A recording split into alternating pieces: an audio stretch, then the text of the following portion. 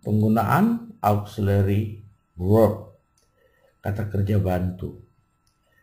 Yang termasuk auxiliary verb adalah can, may, must, will, shall, ought to, have, do, dan to be.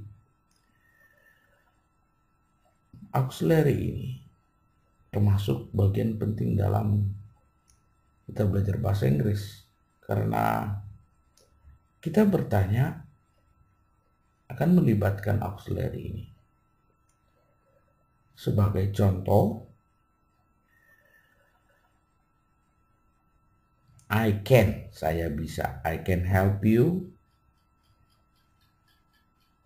I can do something good for you. Untuk mengatakan tidak, kata notnya diletakkan sesudah auxiliary. Jadi I cannot help you. Demikian juga kalau bertanya. Asal kata tadi I can bla bla bla bla. Kalau bertanya, yang jawabnya yes dan no, auxiliary-nya pindah ke depan. Can I bla bla bla bla bla, can I help you? Semua pertanyaan yang dimulai dengan auxiliary, jawabnya pasti yes dan no. Contoh yang lain lagi, bertanya dengan menggunakan W6H. What can I do for you? Apa yang bisa saya lakukan kepada Anda? What can I? Tetap auxiliary-nya depan subjek. Ya, kita lihat tadi.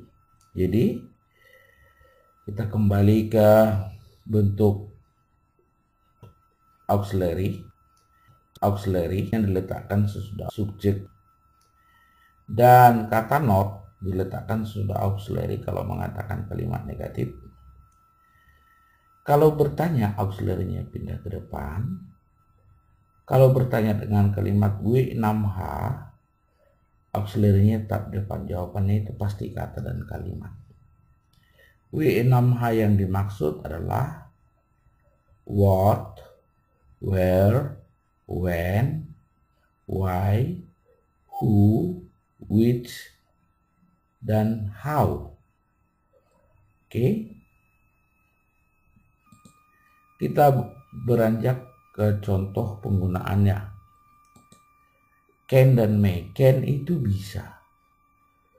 May itu diizinkan. You can help me. Kamu bisa membantu saya. You cannot help me. Kamu tidak bisa membantu saya. Kalau bertanya, can-nya pindah ke depan. Can you help me? Bisakah Anda membantu saya? How can you help me? Bagaimana caranya kamu membantu saya? Jadi untuk pemakaian can itu menanyakan tentang kesanggupan. Kalau may, bagaimana dengan may? May itu boleh diizinkan. I may help you. Saya boleh membantumu. Atau I may not help you. Saya tidak boleh, tidak diizinkan untuk membantumu. Seandainya kita mau bertanya, may I help you? Jawabnya pasti yes dan no. May I help you? Kapan saya boleh membantumu? When may I help you? Dalam bahasa Indonesia kita sering menggunakannya ini, bisa, boleh, campur-campur. Dalam bahasa Inggris harus jelas. Oke, kita lanjut ke contoh berikutnya. Penggunaan will dan shall.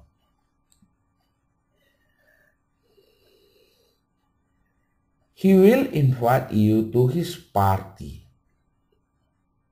Dia akan mengundang kamu ke pestanya. Bandingkan dengan we shall win this in this game. Di sini he will, maksudnya will-nya itu berencana akan. Tapi kalau we shall win, kita akan juga, tapi bertekad akan.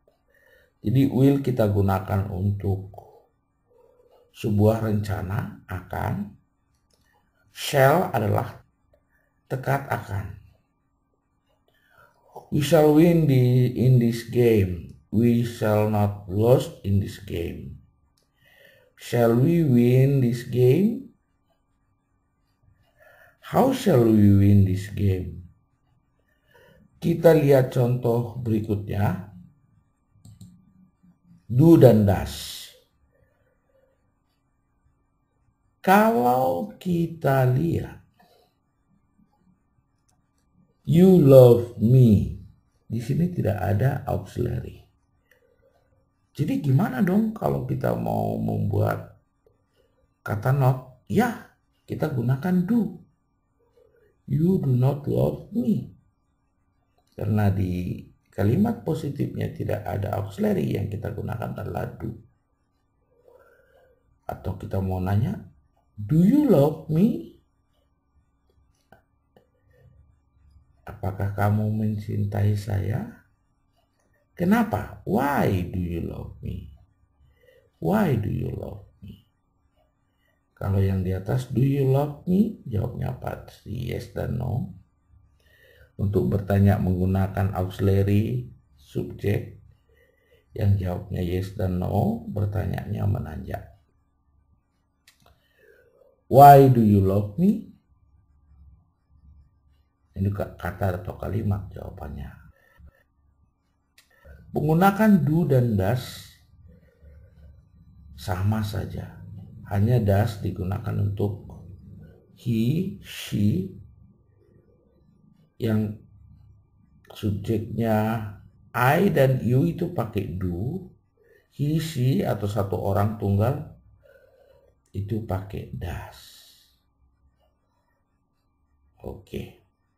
Kita lihat contoh berikutnya lagi. Have dan has sama juga. Have digunakan I, you, he, she, dan satu orang itu pakai has. Lebih dari satu harus pakai have lagi. Oke. Have artinya mempunyai. Have to itu harus. Yang kita maksud di sini have sebagai auxiliary, artinya sudah. Dan ciri-cirinya sesudah have harus kata kerja ketiga. You have understood, berarti kamu sudah mengerti these lessons. You have not understood these lessons. Kalau yang pertama tadi, you have understood, you have itu sudah mengerti, you have not itu belum. You have not understood the lesson. You have not understood these lessons. Have you understood these lessons? Have you? Nah, itu jawabnya pasti yes dan no. Have you understood these lessons? Bagian mana? Which part? Which part have you understood? Bagian mana yang kamu sudah mengerti? Kalau subjeknya he, she itu pakai has, sama aja artinya.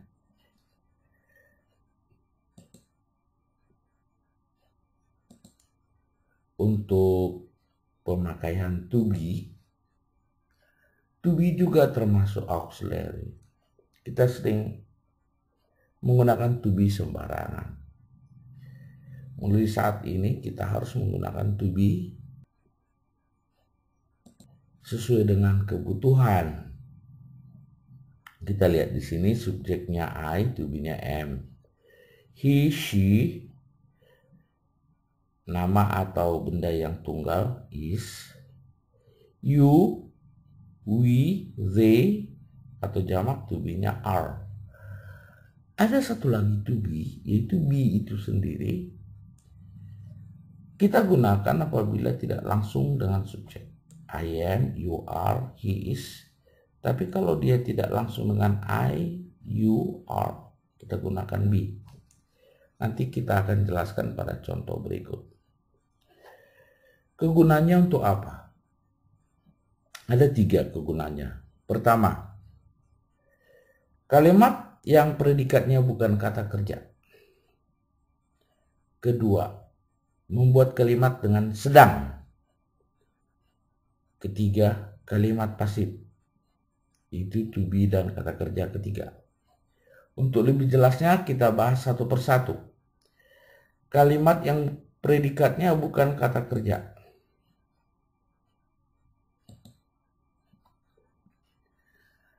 Saya seorang guru. I a teacher. Di sini tidak ada kata kerja. Jadi kita sisipkan am. I am a teacher. It a book. Ini buku. Di sini nggak ada juga kata kerja, jadi it is a book. Kamu ganteng. You handsome. Ada kata kerja? Tidak ada. Jadi kita selipkan are. You are handsome. She can be angry. Dia bisa marah. Kita lihat di sini. Dia bisa marah. Tidak ada kata kerja. Tapi to be yang digunakan tidak langsung berhubungan dengan she. Jadi to be yang kita gunakan be. Bukan am is are tadi. He can be angry.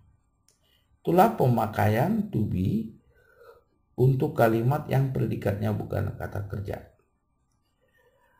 Untuk kalimat yang sedang dikerjakan. Saya pergi, I go. Jadi di sini I am going to the office. Jadi go-nya ditambahi ing dan ditambahi to be di depannya. I am going to the office. Oke, he sings. Harusnya ditambah ing jadi singing, tapi di depannya dibikin to be. Jadi he is singing a song. Dia sedang menyanyikan sebuah lagu. Come di sini menjadi coming, e-nya hilang. Coming di depannya dibikin to be. They are coming here. Mereka sedang datang ke sini. Tapi kalau tidak langsung dengan subjeknya, tetap yang dipakai be. She will be coming here. Dalam bahasa Inggrisnya, dia akan sedang pergi, sedang datang ke sini. Tapi dalam bahasa Indonesia, dia sedang akan datang ke sini. She will be coming. Jadi to be yang digunakan kalau tidak berhubungan langsung dengan subjek adalah be. Kita lihat untuk contoh berikutnya. Penggunaan tadi di sini to be digunakan untuk predikat bukan kata kerja sedang dan kalimat pasif. Membuat kalimat pasif. Kata kerja yang digunakan adalah bentuk ketiga dan depannya ditambahkan to be. Contohnya, saya diundang. Mengundang kan invite. Bentuk ketiganya invited. Jadi I am invited to his party. Saya diundang ke pestanya. Mobil saya sedang direparasi. Repair adalah bahasa Inggris untuk reparasi. Direparasi menjadi repairnya berubah menjadi bentuk ketiga.